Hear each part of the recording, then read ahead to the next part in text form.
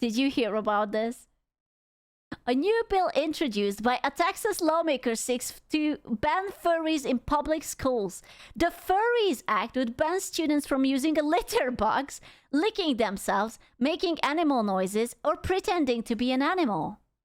Sco, is this because of you? I am, believe it or not, but I am not living in Texas? Question mark? I don't. But I'm just shocked that you guys have a problem with this. Okay, this might look a little bit similar to me, but it's not. Okay? The face markings and the whole cat thing is just a coincidence. It's not the same picture. It's not. Our Texas classroom should be places of learning, not distractions. That's why I have filed the HB Furries Act forbidding unlawful representation of role-playing in educational spaces to ensure that public schools are not accommodating or allowing disruptive furry role-playing behaviors. No distractions. Are you telling me that kids are going into the classrooms like this? They are going in. How do kids can afford to have fursuits? How? Are you guys rich or something? So now the furries in the US law apparently isn't the fursuit like 2,500 and up? Yeah, I know one. Rich furries, they are always rich. You guys have been called unhealthy. The furries. Wait, they made the... Is this real? The furries stands for Forbidden Unlawful Representation of Role-Playing Education. Why? This can't be real. No. It can't be real. Right? Right? The video, the dark. But you know what's real? The dark side of the furry community. So we are going to talk about definitely not our viewers and chatters. Why would you say oh no? What do you mean fuck? What do you mean? Hello? There's a light side? No, I'm sorry. There's only a dark side. I'm ready. One thread that connected the suspects to the victims here, and it's... Not gonna lie, I expected the diaper thing, not the two men charged with multiple murders. Excuse me?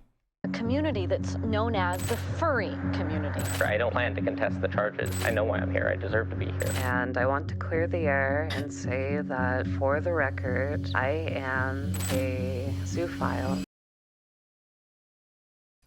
Guys, do you want to talk about it?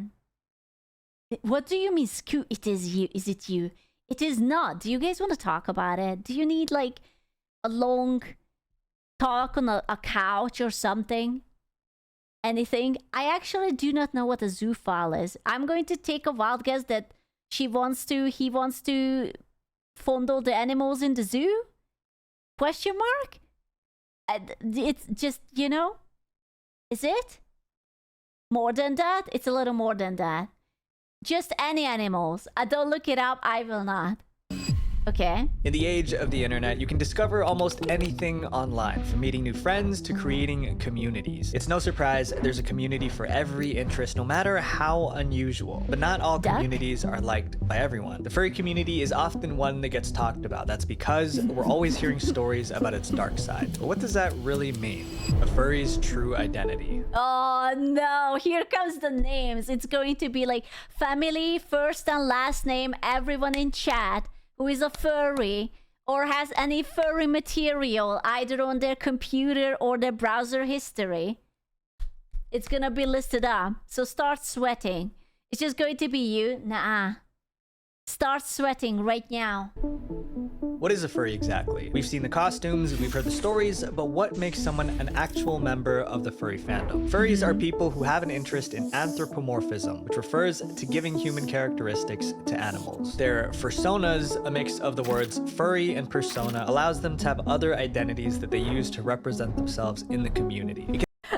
can't believe how scientific this is. I'm dying. Can either be a version of themselves or a completely different character that they roleplay as. A lot of the time, furries can be seen wearing costumes of their fursonas, which are called fursuits. But not every furry needs a fursuit. Some use virtual avatars that look like their fursonas, while others commission artists for original artwork for the. That's not furry. Is that furry? That's not furry.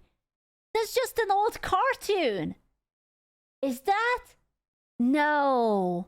But this is basically every like cartoon from like, I don't know, back from the old days when Disney didn't do everything with 3D. It's only furry if you're intending to fuck it. Okay, that's the only way it's furry. Otherwise it's not. What do you think Inspire did? I don't know. Surely not.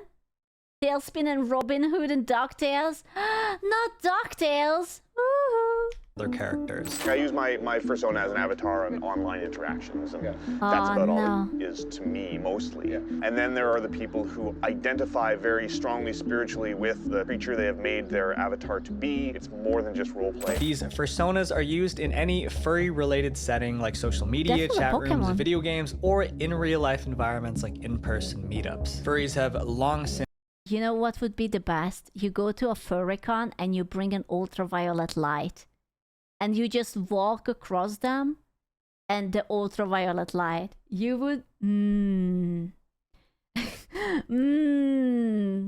No, I think that's actually a really good idea. I think we should totally do it. been a controversial community on the crusty internet. Most and people don't like crunchy. furries and think negatively of them. But why do these negative ideas exist? Well, some members of the furry fandom take their interest in animals a bit too far. Because furries like this one we're about to talk about are why the community has a bad reputation. And the deeper we go into the video, the darker these bad apples get. yeah. The most disturbing fursuit creators. Oh? When you think of a furry, you probably think of a fursuit. These head-to-toe costumes are the easiest way to identify a member of the furry fandom. But they aren't just elaborate, they're also extremely expensive. Just a headpiece alone can cost up to $2,000. Just a head is 2,500? Oh my god, then an entire suit must cost like 6,000 or something. Oh my god. That's like someone's monthly salary. Holy. Oh, and the paws and like the feet parts? Monthly? Well, is it not? The fursuit stays on. What the fuck, monthly? Monthly? You mean yearly? What, 2,500? Isn't that like an average salary in Germany? Is it not? How? Have I been lied to? 60, thank you. No. What's the average salary in Germany? Let's say you're a programmer. How much is an average salary? 50k. Monthly, my love, not yearly. After taxes, yes. A programmer. Yeah, but listen, 99% of you are programmers and 1% is a furry. Who I don't know how much has so much money to afford a fursuit. No? Yes. 10x at most. 4.3k in Germany monthly before taxes. I'm not sure how much are the taxes in it. Is it 50% real? Mine is 800. Oh my god. 43 median salary per year. I don't do the yearly thing. I'm sorry. 2.2 for engineer. Okay, listen. I am expecting that if you are a furry, I'm sorry, this is my assumption. I assume that if you are a furry, then you have gone to university. And if you have gone to university, the salary starts from like 1,500 and up. And I was like, okay, that's like 1 to 2 months of salary, right? Nope. But you have to. Furry folk will pay generously for the art. I'm surprised you never took advantage of this. Listen, I would rather be poor. Thank you. I would rather eat just dry pasta every day. I will never draw furry. It's not worth it. The price of it is my soul. My eternal, endless soul. Thank you. $1,500, and making an entire fursuit can range from $6,000 to $7,000. And the simplest fursuits made up of the lowest quality materials can cost around So if someone's monthly salary is 1.5k or a 1,000, let's simplify it because I'm bad at math, then half of your yearly salary could be spent on a fursuit. Just don't eat or pay rent or own a car or do anything and you can afford it. Easy, honestly. $2,000. This is why many members of the furry community try to get alternative sources to get more affordable fursuits, like buying from less reputable sellers or searching for second-hand fursuits on online marketplaces. But unfortunately, some of these costumes are scams. Even after paying in full, you might not get the costume you ordered. This happens because some of these fursuit sellers don't keep their promises and just want to take your money without giving you the costume. Haruta Hyena is a furry who was exposed for scamming other community members through their resales. In their now deleted Instagram, they posted a photo of their fursuit, which was made for a fursona called Cypress. In the post, Haruta wrote that they had originally bought the fursuit for $7,000. Oh, 7,000. Oh, that's so steep. And now they were reselling it for $10,000 since they included additional components, art, and accessories in the sale. But things weren't adding up. In the caption, they claimed that the original piece was $7,000, but in a video on their TikTok page, they showed the Facebook Marketplace listing for the suit priced at just under $5,000. Already, Haruta Hyena was lying to their audience in an attempt to up the price of the fursuit. They claim that they paid $7,000 for it, despite a TikTok of them showing that the sale. Bro, wait, this person is reselling an already worn fursuit. Now, meanwhile, I'm a firm believer that you can clean it from the outside. I don't know how I feel about the inside. Yeah, it's already like crusty and crunchy and pre-combed at the right spots. Flavor Town, please don't say that. Don't ever say that. Oh my god. Sales post was actually just under $5,000. So they're actually upselling this suit for almost $5,000. And to make matters worse, Haruta would sometimes request more money. They would explain that they were going through hard times and urgently needed financial assistance. In some examples, Haruta mentioned being in a car accident that required expensive repairs or needed costly x-rays and treatments for their injured dog. Despite all these personal emergencies, there was never any real proof. Even after receiving the full $10,000 for the fursuit, plus the additional payments, Haruta Hyena. Someone actually paid $10,000 for a pre-worn, pre-combed fursuit? I am in the wrong industry. I am picking up sewing and like how to handle textiles and fur, and I'm going to become a fursuit artisan. 10K, not 5K. Yeah, it's 10K for a used one. How much did you sell your shirt for? Not for 10K. Sad. Hyena repeatedly showed screenshots of a negative bank balance. All this was happening while they still owned the suit and had not shipped it out yet. One of the main reasons why they hadn't shipped it out was because of the cost. Since the suit was life-sized, it cost around $200 to send it. And under I've almost given you 15,000. Oh, okay. Lads, that's too much. Come on. If someone gets a suit for 15,000, can't you get it at least without the comb inside it? Furries have money, but this much? What do you guys do? Haruta Hyena's conditions, Haruta just couldn't afford to send it to the buyer. But while they were going back and forth begging for more money, Haruta was flying out to different cities to attend conventions. More and more holes were being poked through Haruta Hyena's story. So much fluff, and they can't even verify just to justify keeping this person's money. They have the gall to say that they don't want this blown out of proportion. $16,000. They don't want blown out of proportion. Another known scammer is the fursuit creator brand by the name of Sugar and Spice, who also followed the same tactics. Like Haruta Hyena, Alice, the person behind the brand, would tell her customers that she was dealing with a bunch of back-to-back personal problems. She would say her medication caused her to have memory loss, which is why suits weren't shipped out for weeks.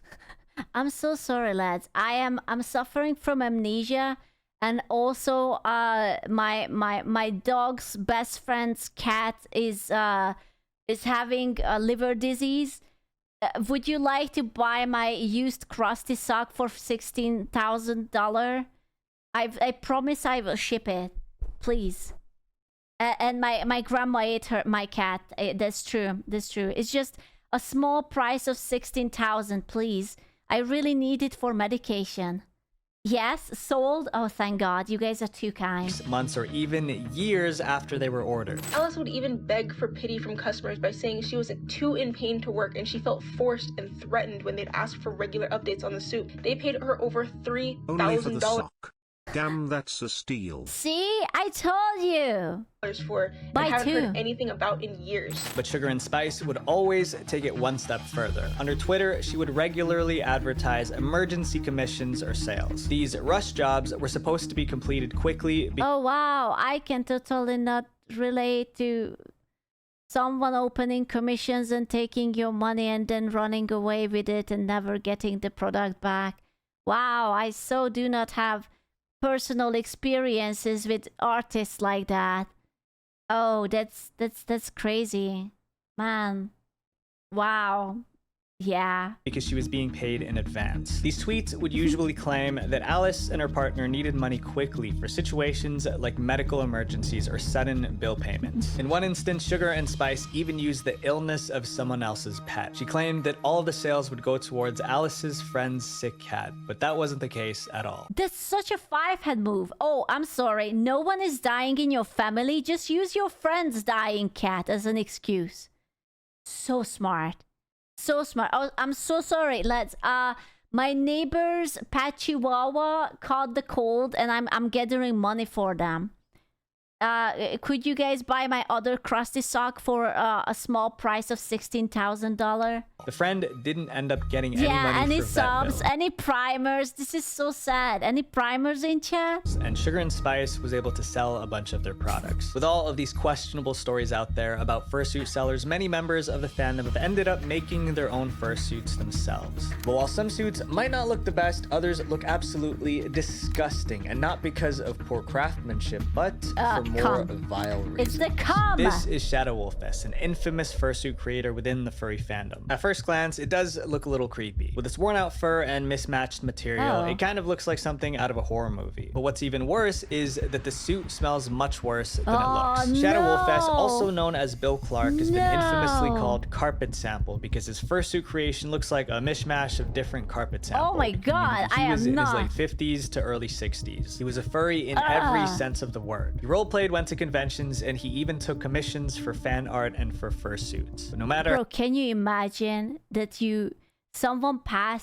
someone is around you and you smell them first instead of seeing them? Like you just tiny whiff catches your nose and then it's just like, oh yeah, he arrived. Can you imagine that? how low your budget is, I doubt that anyone would want to get a fursuit from him, since he's also known as one of the most disgusting fursuit creators to ever exist. If you take a look at his fursuit, it's obvious that the material is from all sorts of places. It's all different colors, fabrics, and textures. This wasn't because Bill was a diehard recycler. The materials weren't just reused, they were soiled. Describe. Ew, why is someone like that? No, he was wearing it. He was wearing Is that. a sickening beast, the worst and most disgusting fursuit ever. And that is because his fursuit is produced using the leftover material from plush toys he has with. Bill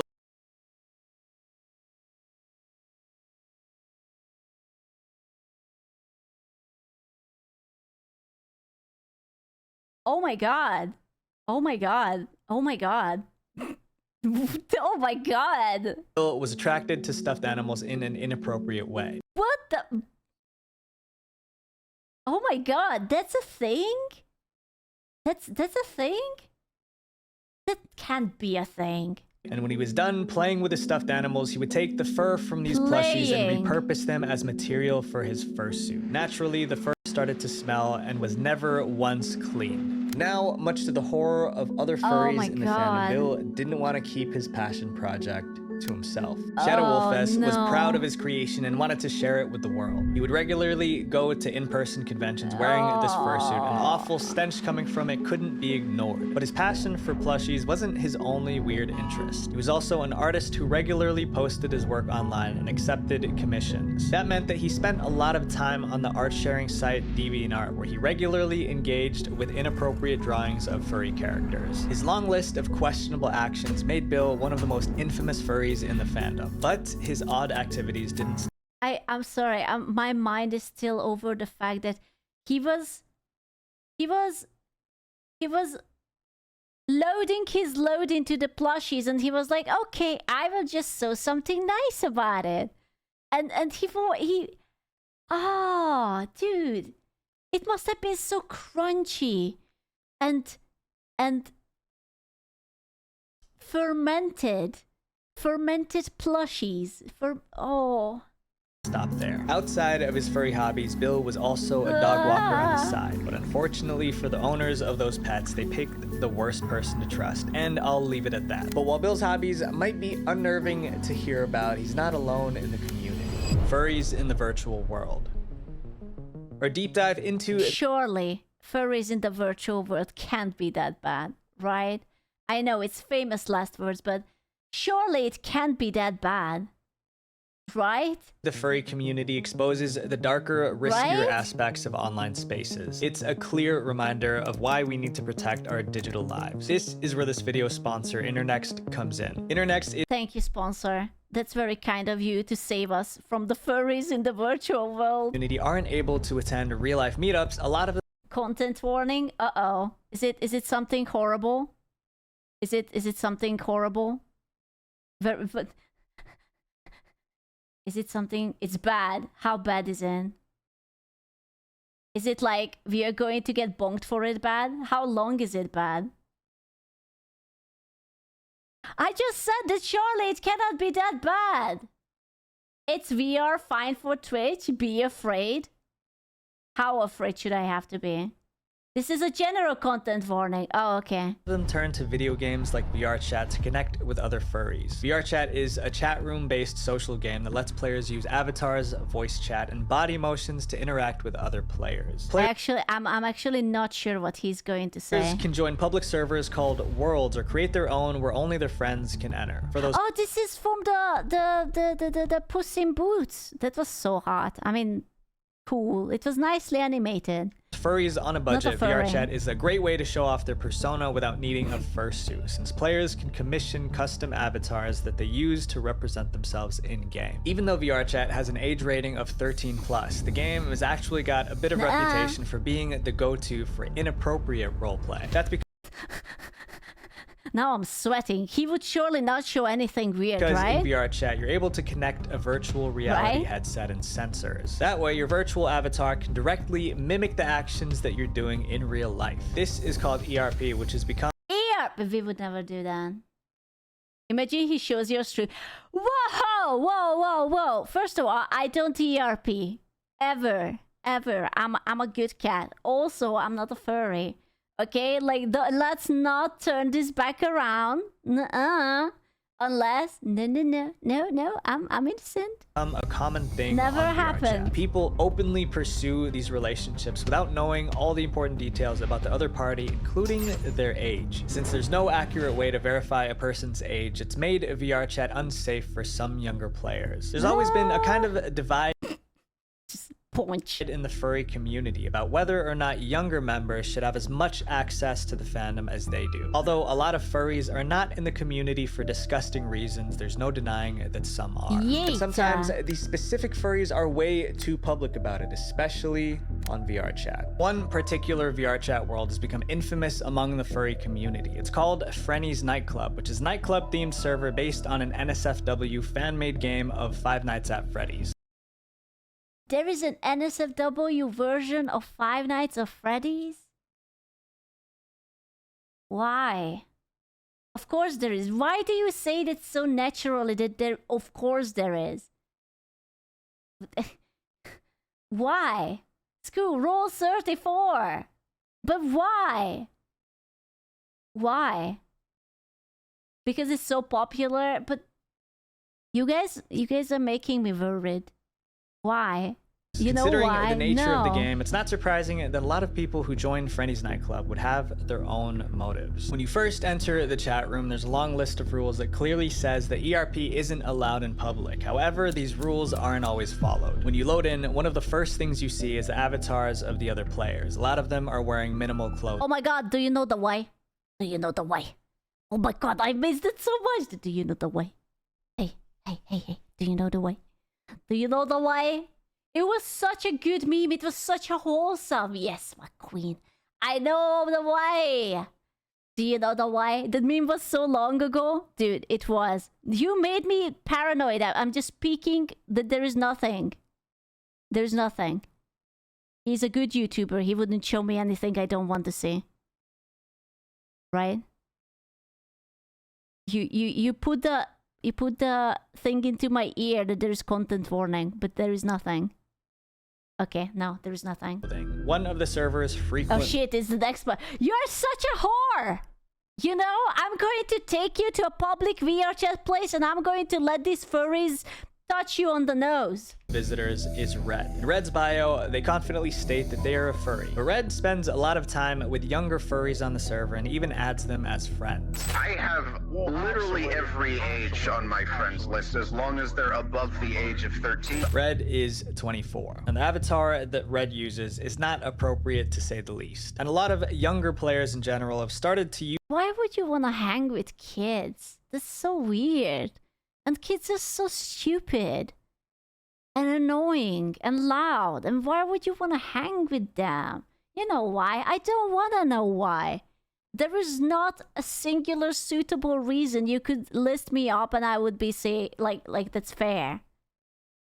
Just use these types of avatars themselves, which is a huge problem. But outside of VR chat, things aren't looking too great either, because there's another platform that's been known to have more than a few controversies within the furry community. The Cub community.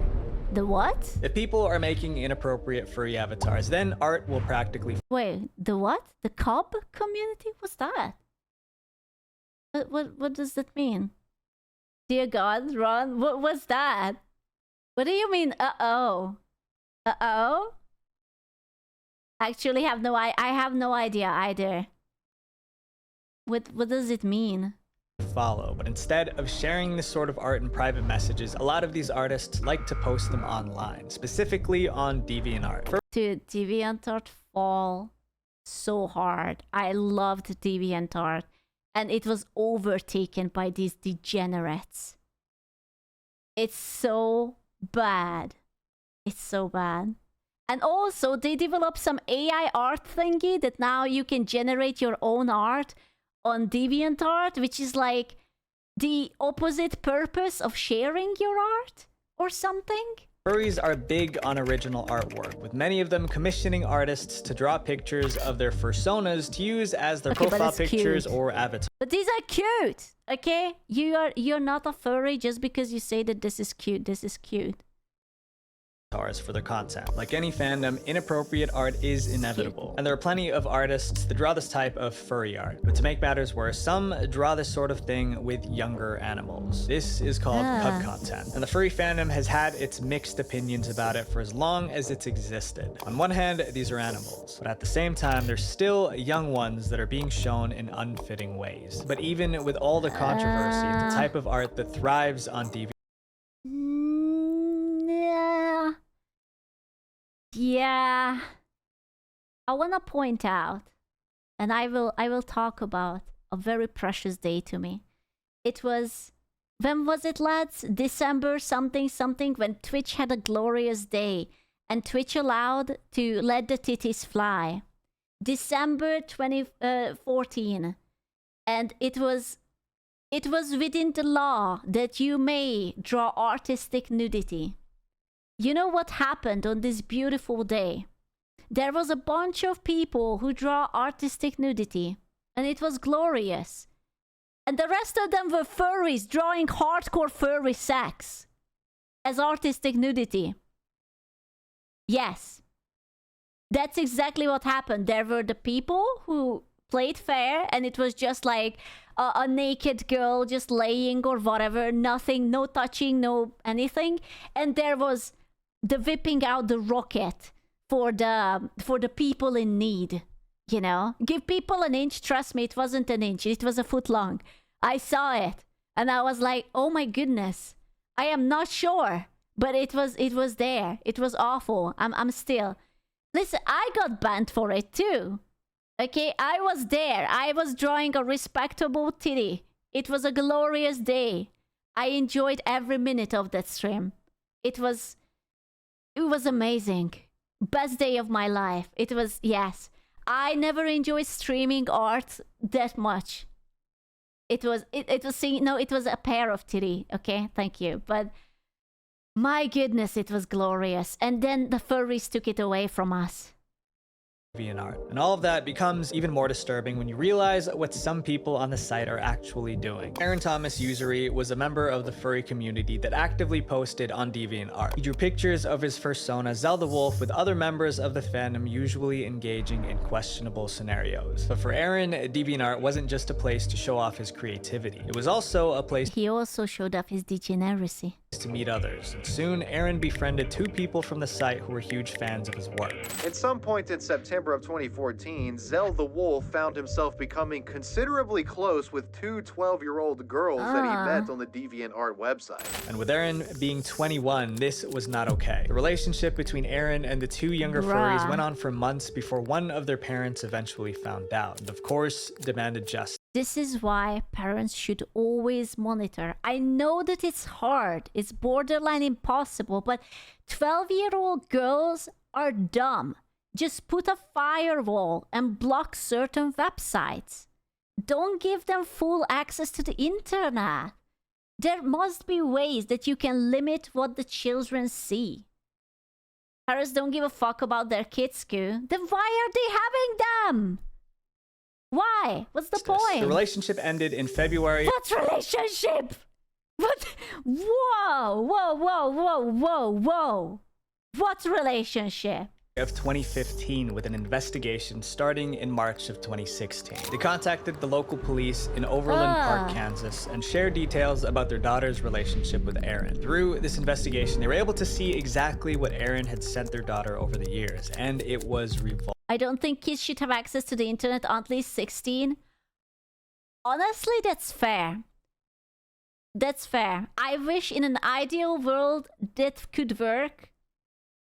But like, the only way you would be able to do that is like to have like every website tied to your ID, but then all privacy would be lost. So you are sacrificing privacy for the safety of children. And I'm gonna be honest with you, I don't give 2 fucks about some random people children. If they wanna get scarred at the ripe old age of 12, then okay, I am not your father. It's on you. I am not going to put out certain informations about myself to the government or companies who don't need to know it. You're not my father, I'm afraid. I may or may not be. It's a rite of passage. Listen, we all had the 2 girls and 1 cup videos. We survived. Look at us. We are almost perfectly normal. I mean, it didn't scar us one bit. Look at us. We are thriving as adults. Right? Right? We are flourishing in our lane, moisturized, unbothered. Right? Right? Right? Of course. Leave mines for children and internet to normal people, Kek. True. Just bring the children to the mines. They don't have data and like the signal. It's true. We're not thriving. We are watching a VTuber. Hey! But you're having fun, no? You reminded me of the now I'm in a fetal position.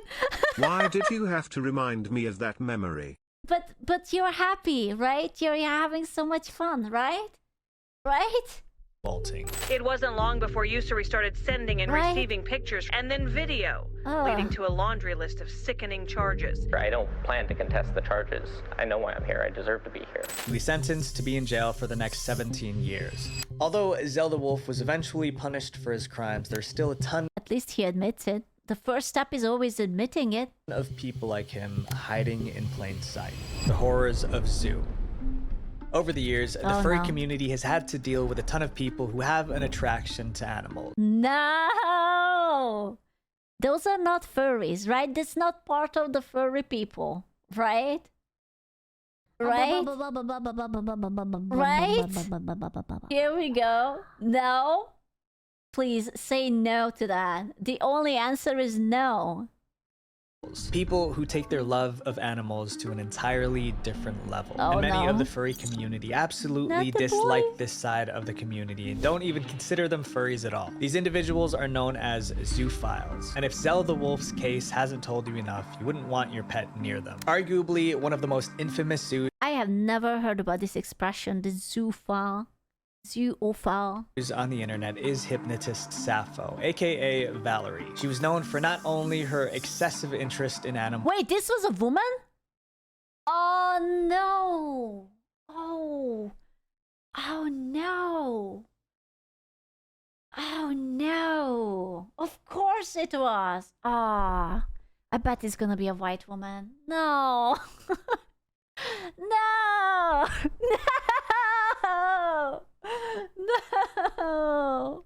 But also for her controversial I Am a Zoo video. It's a and white I want woman to clear the air moment. and say that, for the record, I am a zoophile. Before her scandal, Sappho was a hypnotist who would teach hypnotism lessons to other furries in VR chat. She would then record these classes and upload them to her YouTube channel, which she started in September 2015. Some of these videos had tens of thousands of views, and she regularly had people signing up for her group sessions. But while all this seemed harmless enough, that wasn't the root of all her problems. She also had a Discord server for her subscribers. It was called Mama Sappho's Hypnotherapy and was a place for those interested in her content and her hypnotism. This by itself was pretty normal, but the stuff she posted on that server wasn't. Although a lot of her fan base was young, Valerie had channels that would be filled with inappropriate drawings of animals on her server. In public voice chats, the conversation between members of the server would always toe the line between safe for work and not. No one caught wind of a—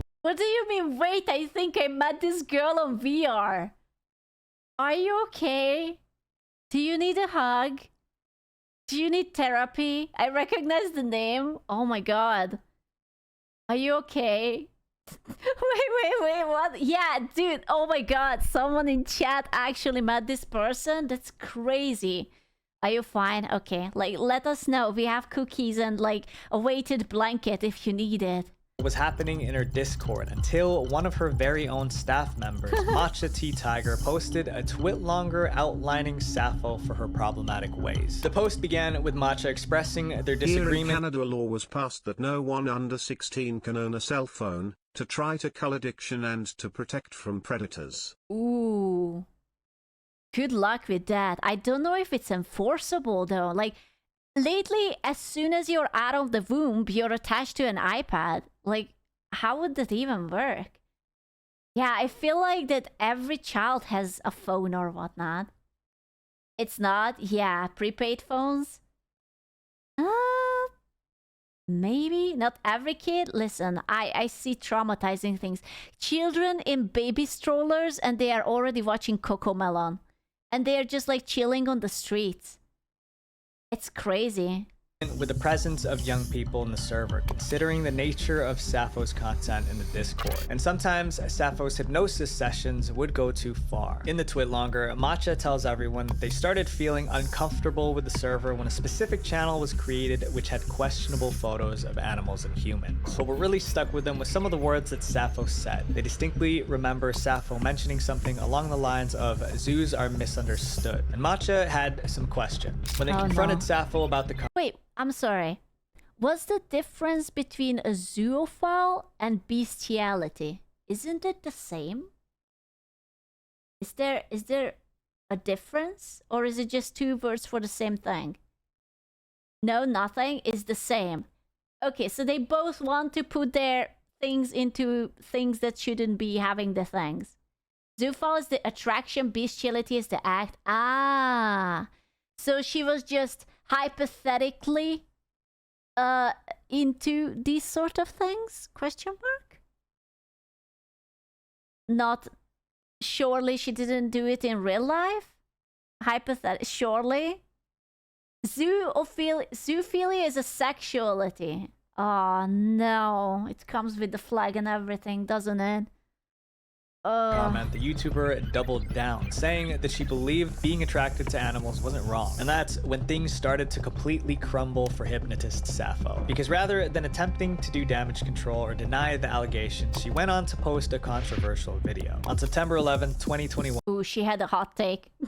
I can't wait to hear it. Valerie uploaded a video called Coming Out About Things, where she openly admitted that she was a zoo. Even after all the intense backlash from this video, Sappho was still proud of where she stood. She even helped found a non-profit organization called Zoo Acceptance in North America, or ZNA. I am very happy and proud to announce that... Why proud? Why proud? Why?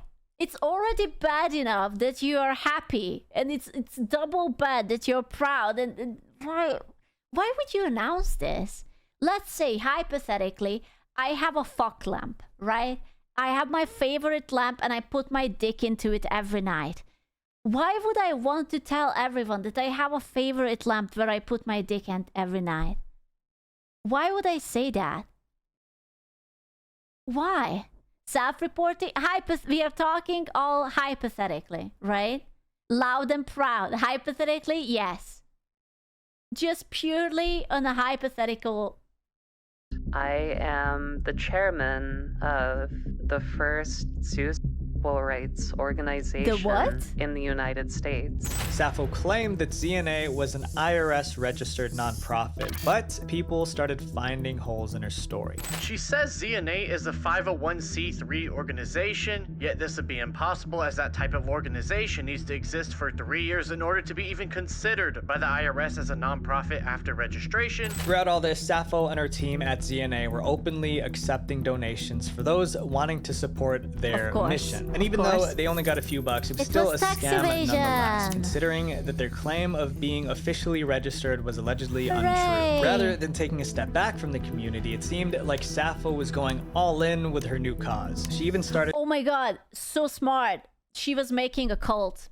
Everyone knows that this is the best for tax evasion. Making a cult, your own religion, and you can build up from there. To recruit younger furries by using a mommy persona, getting them to follow her every move. A child still does not have the mental capacity to go through with safely. Okay, so that very last part, I disagree with. No. She also made another Twitter account where she— I thought she was into animals. Why are we talking about kids? Again. Why? Why?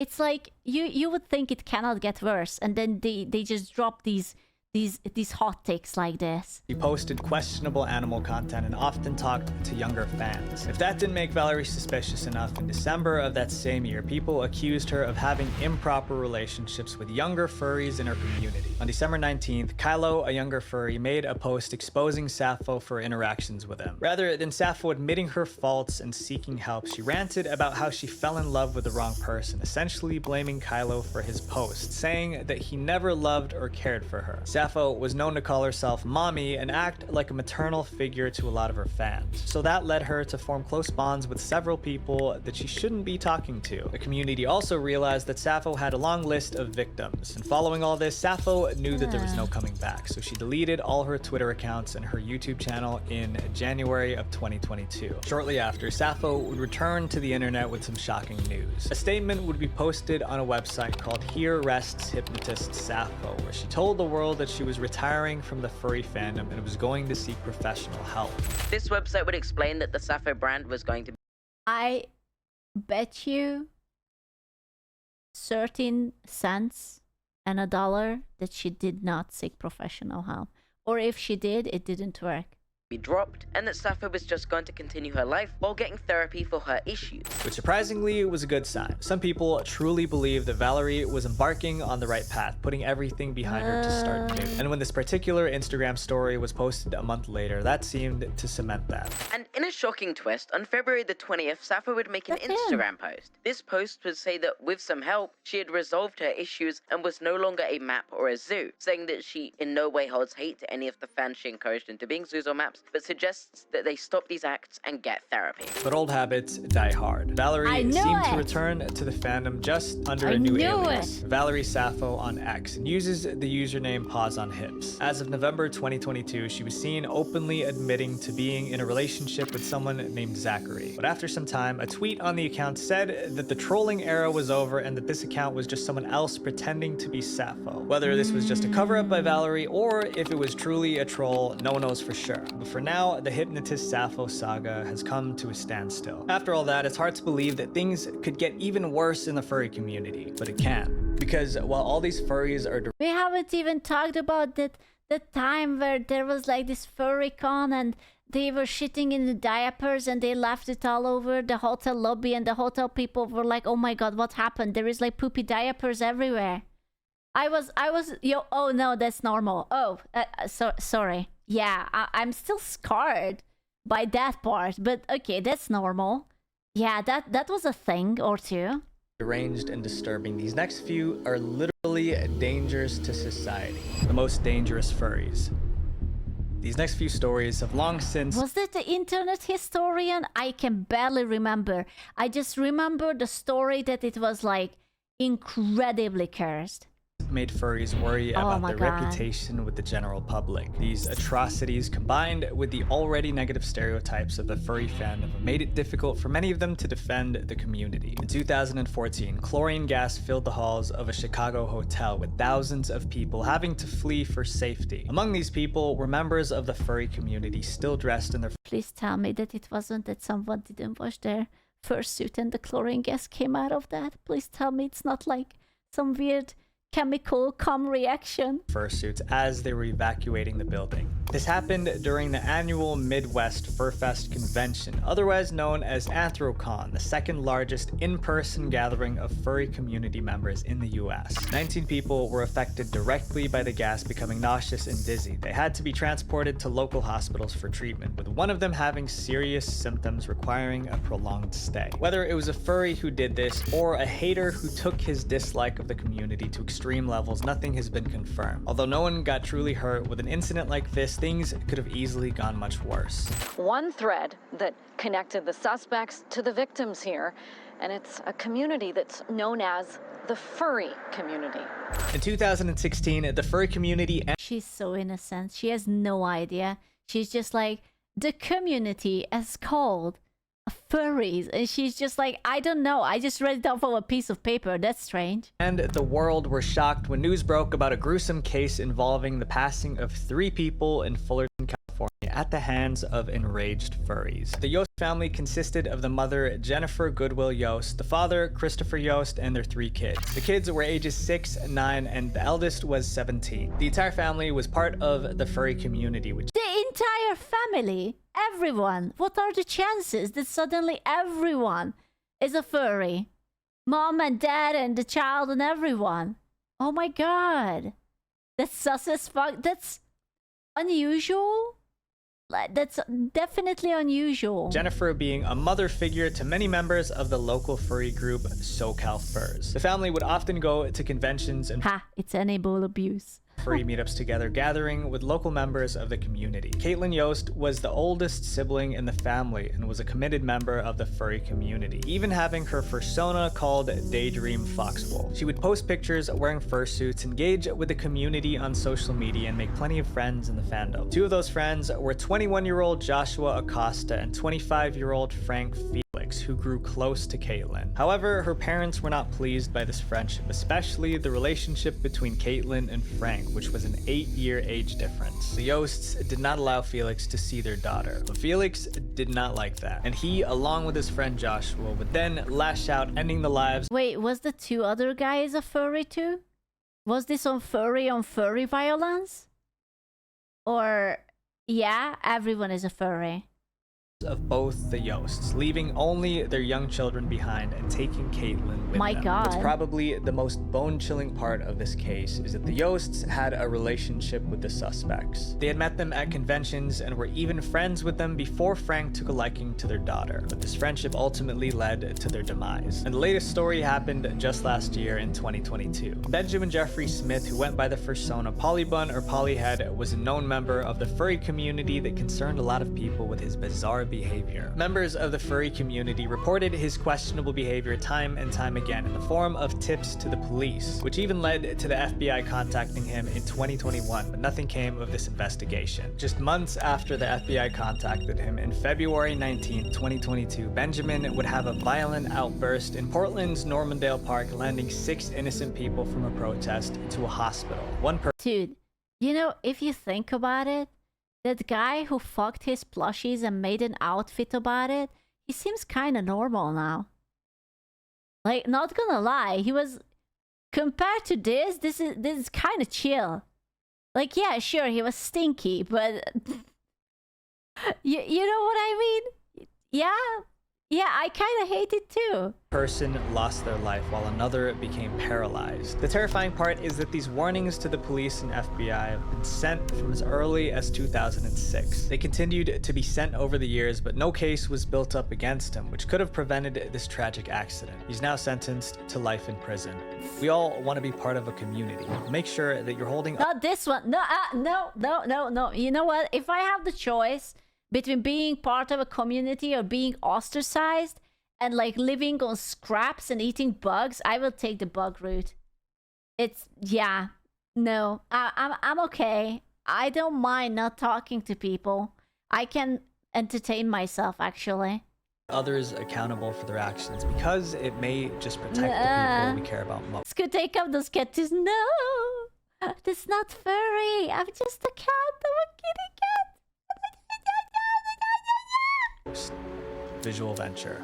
Please. Wait, before you go, please click this playlist right here to watch more dark internet documentaries, because the algorithm is going to promote my channel more if you guys watch multiple videos, and it would mean the world. I'm not a furry. I'm not a furry. I promise. I wouldn't do anything at all. I'm a good girl. Okay? Could you have treat? Okay, I'm coming. Okay, just don't tell anyone. Okay? I'm coming for the treat.